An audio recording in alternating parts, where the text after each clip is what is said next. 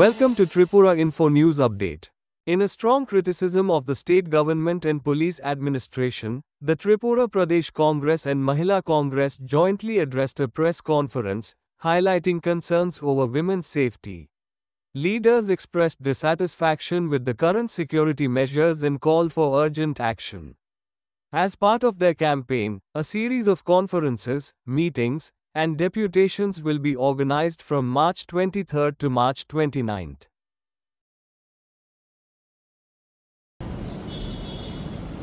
আজকে একটু বিশেষ কারণে আমাদের এই সম্মেলনে মহিলা কংগ্রেসের রাজ্য সভানেত্রী সর্বাণী ঘোষ চক্রবর্তী সহ অন্যান্য রাজ্য এবং জেলা মহিলা নেতৃবৃন্দ উপস্থিত আছেন। ওনারা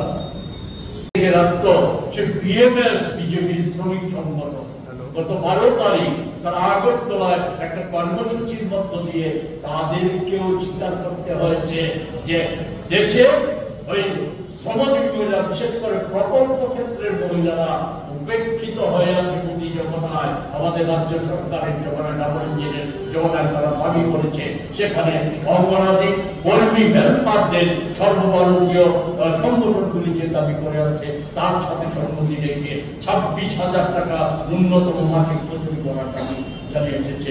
আমি ওই বিএমএস এর উদ্যোগকে স্বাগত জানাই। এর মধ্য দিয়ে একটা প্রমাণিত যে গোটা আটকে রাখতে পারে না জাত পাত ধর্মের কথা বলে, কোথা আটকে রাখতে পারে না রাজনৈতিক দলাদলির কথা বলে। সেই জায়গায় দাঁড়িয়ে আজকে মহিলাদের নিরাপত্তা, ক্ষমতায়ন, অধিকার আর আর্থিক যে দাবি দেওয়া, সেই দাবি দেওয়ার প্রশ্নে আমাদের ঐক্যবদ্ধ আন্দোলন গড়ে তোলার প্রশ্নে আমাদের যে প্রচেষ্টা মহিলা কংগ্রেস নিতে যাচ্ছে, কর্মসূচি নিতে যাচ্ছে, এগুলিকে সফল করার ক্ষেত্রে সকলে এগিয়ে আসবেন।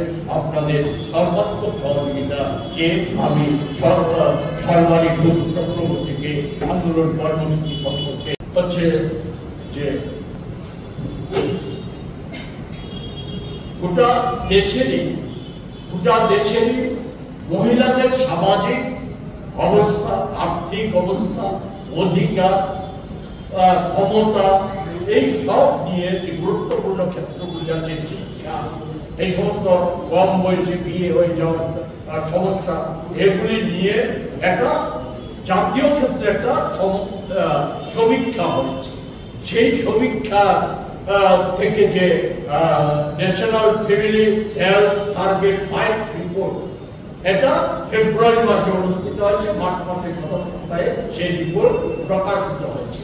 সেই রিপোর্টে আমাদের রাজ্য, যে সব রাজ্যের আছে, আপনাদের যদি নিতে চান আমার কাছে আছে, আমি নিতে পারবো। এখানে কিছু কিছু রাজ্যের কথা উল্লেখ করছি, সবগুলি বলতে চাইলে আছে। আমাদের রাজ্যের স্কোর হচ্ছে মাত্র 19.97। উইমেন্স এম্পাওয়ারমেন্ট ইন্ডেক্সের অনুযায়ী আমাদের রাজ্যের স্কোর হচ্ছে। এই উত্তর পূর্বাঞ্চলের 7টি রাজ্যের মধ্যে আমাদের রাজ্য হচ্ছে সর্বনিম্ন। এই হচ্ছে আমাদের রাজ্য যে গর্ব করে অহংকার করছে। এই জায়গায় দাঁড়িয়ে আমি শুধু আপনাদের মাধ্যমে এই রাজ্যের শ্রমজীবী মহিলা সহ সমস্ত অংশের শান্তিকামী মানুষের কাছে বলবো, মহিলা কংগ্রেস নিরাপত্তা, মহিলাদের অধিকার, যেটা লালিপপ দেখানো হয়েছে, যে মহিলাদের সংরক্ষণ, সর্বক্ষেত্রে সংরক্ষণ চালু করার জন্য বিল পাস করেছে, কিন্তু এটাকে কার্যকরী করার জন্য যে ধরনের উদ্যোগ থাকার কথা, সেই উদ্যোগ গোটা দেশে কোথাও নেই। না আছে বিজেপি দলে, না আছে কেন্দ্রীয় সরকারের উদ্যোগ।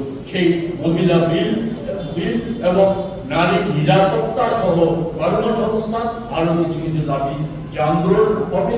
এর সাথে আমাদের রাজ্যে মহিলাদের কাছে আমি দাবি করব, আমাদের মহিলারা যারা সর্বক্ষেত্রে সবচেয়ে বেশি পিছিয়ে আছে, যাদেরকে বলা হয় অর্ধেক আকার, যাদের উন্নতি ছাড়া একটা দেশের উন্নতি হতে পারে না। আমি সেই প্রসঙ্গগুলিতে যেতে চাই না। আমাদের দেশের তো একেবারেই দুরবস্থা হয়ে গেছে। 100 কোটি মানুষ আছে চরম দারিদ্রতার মধ্যে বসবাস করছে, এর মধ্যে মহিলারাই হচ্ছে সর্বাধিক। এই জায়গায় দাঁড়িয়ে যে লড়াই চলবে, এই লড়াইয়ের পাশাপাশি আমাদের রাজ্যে সমস্ত অংশের মহিলাদেরকে দুস্থ মহিলাদের আওয়াজ তুলতে হবে যে ঋণের জালে জড়িয়ে গেছে যে সমস্ত মহিলা, সে স্বসহায়ক ক্ষেত্র হোক, মাইক্রো ফাইন্যান্সিং হোক, সেই ঋণগুলি এককালীন অবিলম্বে রাজ্য সরকারকে মুকুব করতে হবে। আমাদের দেশের সরকার যদি কর্পোরেট জগৎকে 25 লক্ষ কোটি টাকা ঋণ মুকুব করতে পারে, তাহলে আমাদের দেশের এবং রাজ্যের দুস্থ মহিলাদের স্বাবলম্বী করার জন্য যে ঋণ দেওয়া হয়েছে সেই ঋণটা কেন মুকুব হবে না। সে মুকুবের দাবিতে আন্দোলন ধারাবাহিক অন্যান্য দাবির সাথে আন্দোলন শক্তিশালী করার মধ্যে নিয়ে আসতে হবে। আমরা দেখেছি ইদানিং যে একটা হয়েছে, আমি ফেব্রুয়ারি মাসে আমি যদি ফেব্রুয়ারি মাসের 1 থেকে 15 মার্চ পর্যন্ত রাজ্যে 4টা শিশু কন্যা সহ 5 বছর বয়সী শিশু কন্যা, 4টা ধর্ষণ বা গণধর্ষণের ঘটনা লিপিবদ্ধ হয়েছে, 5টি শ্লীলতাহানির ঘটনা লিপিবদ্ধ হয়েছে। নারী পাচার আমাদের সারা দেশে ব্যাপকভাবে বেড়েছে। দেশের প্রভাবশালী একটা অংশ এর সাথে যুক্ত, আন্তর্জাতিক পাচার চক্রের সাথে যুক্ত হচ্ছে। দেশে মহিলারা তারা পাচার হয়ে যাচ্ছে অথবা নিখোঁজ হয়ে যাচ্ছে। আমাদের রাজ্যে গত 7 বছরে প্রতি বছর এখন পর্যন্ত পাচার বা নিখোঁজ হয়ে যাওয়া মহিলার সংখ্যা হচ্ছে 8। মহিলা সশক্তিকরণের কথা মোদীজি নানা সময় ক্ষমতাসীন হয়ে বলেছেন যে মোদীজি দেশ রক্ষার কাজে মহিলাদের নিয়ে আধা সামরিক ক্ষেত্রে 33% সংরক্ষণ চালু করবে।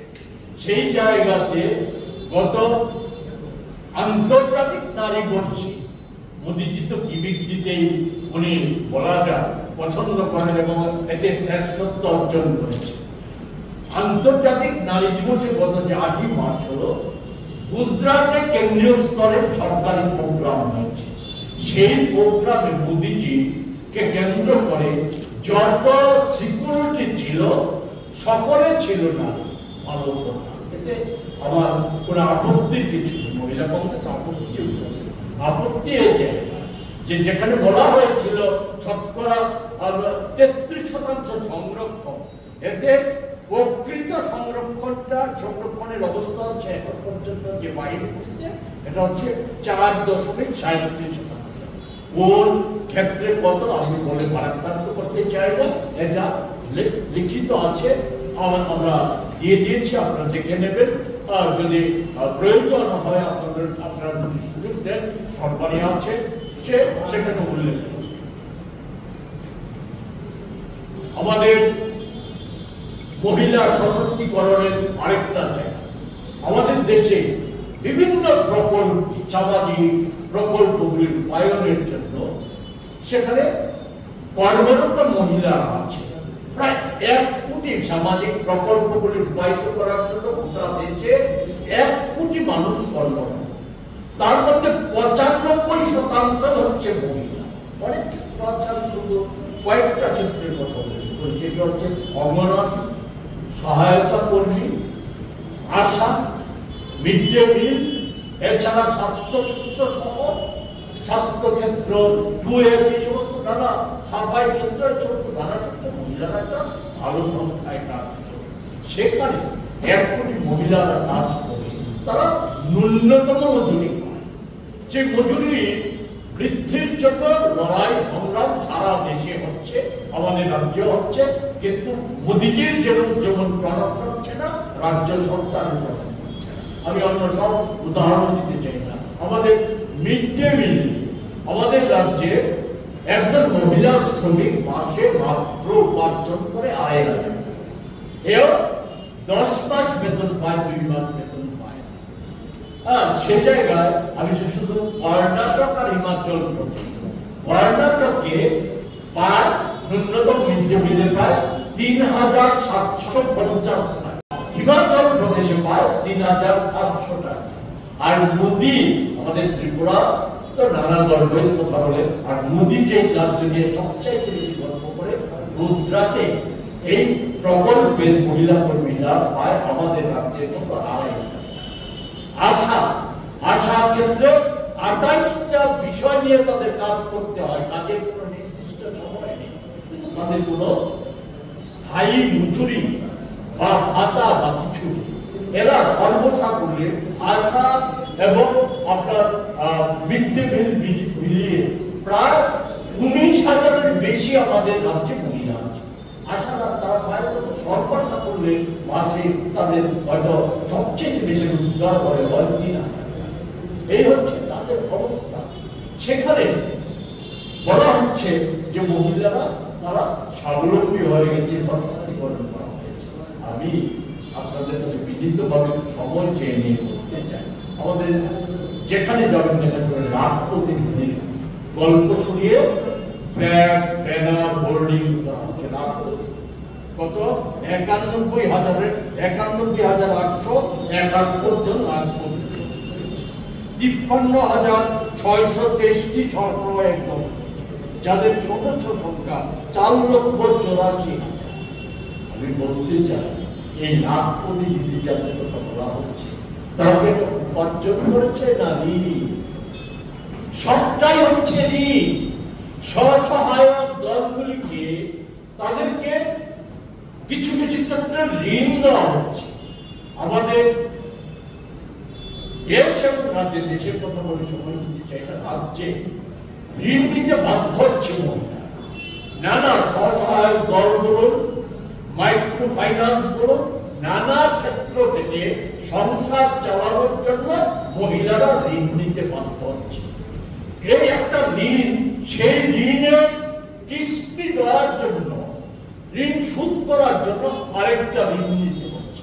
আমি সেই সম্পর্কে বিস্তারিত বলতে চাই না, আমি শুধু বলতে চাই রিজার্ভ ব্যাংক আর নীতি আয়োগ এই যে মার্চ মাসের প্রথম সপ্তাহে যে রিপোর্ট প্রকাশ করেছে, সেই রিপোর্টটা বড় ভয়ঙ্কর। সারা দেশের ক্ষেত্রে, সারা দেশে ঋণের জালে জড়িয়ে যাওয়া মহিলারা ঋণের হাত থেকে বাঁচার জন্য তারা যে ব্যাংকের কূপ নেমে এসেছে, সম্পত্তি কূপ করে নেবে, এই সমস্ত ক্ষেত্রগুলি থেকে বাঁচার জন্য এবং সংসার পরিচালনা করার জন্য তারা স্বর্ণ ঋণ নিতে বাধ্য হচ্ছে। এই গত ৫ বছরে, মোদীর যমুনায় ৫ বছরে স্বর্ণ ঋণ গ্রহণকারী মহিলার সংখ্যা মারাত্মক ভাবে বেড়ে গেছে। বর্তমানে আমাদের দেশে ৪ কোটি মহিলা সেখানে ঋণগ্রস্ত হয়ে গেছে। এর মধ্যে ৪০% হচ্ছে নীতি আয়োগ, যেটা মোদীজির সবচেয়ে বিশ্বস্ত সংস্থা। নীতি আয়োগের কথা হচ্ছে ৪০% মহিলা স্বর্ণ ঋণে আবদ্ধ হয়ে গেছে। সারা দেশের ভয়ঙ্কর অবস্থা। আমাদের রাজ্যে বড় প্রশ্ন হচ্ছে মহিলাদের প্রকৃত অবস্থাটা কি? কোন মেয়েদের যান গ্রামে যেখানে যাবেন সেখানে দেখবেন কি একটা সপ্তাহে একটা দিন আছে, সেখানে কিস্তি দেওয়ার জন্য মহিলাদের মাথা খারাপ হয়ে যায় কিস্তির টাকা দেওয়ার জন্য। দেখেছেন তো, সম্প্রতি ২ মাস বা ৩ মাস আগে বিশালগড়ের কাছে সরকারি ভালো করতে পারবে, বিশালগড়ের কাছে হবে এক মহিলাকে সেখানে ওই স্বসহায়ক গোষ্ঠী ঋণের টাকা, যে নির্ধারিত টাকা সময় মতো দিতে না পারার দরুন উনাকে মেরে, বিজেপিরই কিছু কার্যকর্তা, উনিও বিজেপির কার্যকর্তা, ওনাকে মেরে মাথার চুল কামিয়ে দিয়েছে।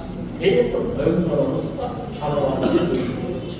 এটা দিক, আরেকটা দিক পরে আমি সরকারিকে বলবো আপনাদের কাছে কর্মসূচিটা, সেটা হচ্ছে আমাদের রাজ্যের মানবে আমরা আন্দোলন জারি রাখবো, এই বলে আমার উপস্থাপনা এখানে শেষ করছি। জয় হিন্দ, বন্দে মাতরম। আপনাদের ২৭ তারিখ আগরতলায় না? ২৯ তারিখ আগরতলা। কয়টা শুরু হইব? আচ্ছা, আর কেউ থাকবে না? উপস্থিত কে থাকবে? নেতৃত্ব কেউ থাকবো নি? নেতৃত্ব কেউ কি থাকবে? যাবতীয় কর্মসূচি সম্পর্কে যাবতীয় কিছু পরবর্তী সময়ে আমরা সময় জানিয়ে দেব। আমরা শুধু বলতে চাই, অনুরোধ করতে চাই, আমরা আরো কিছু তথ্য আমাদের যে হ্যান্ড নোটটা, প্রেস নোটটা দিয়েছি, এতে আমরা যুক্ত করেছি, এগুলি বলে আপনাদের সময় নষ্ট করিনি, ফলে এটাকে আপনারা একটু প্রাধান্য দিয়ে যদি আপনারা প্রচারে। Subscribe to Tripura Info and press the bell icon so that you never miss any latest updates and news on Tripura.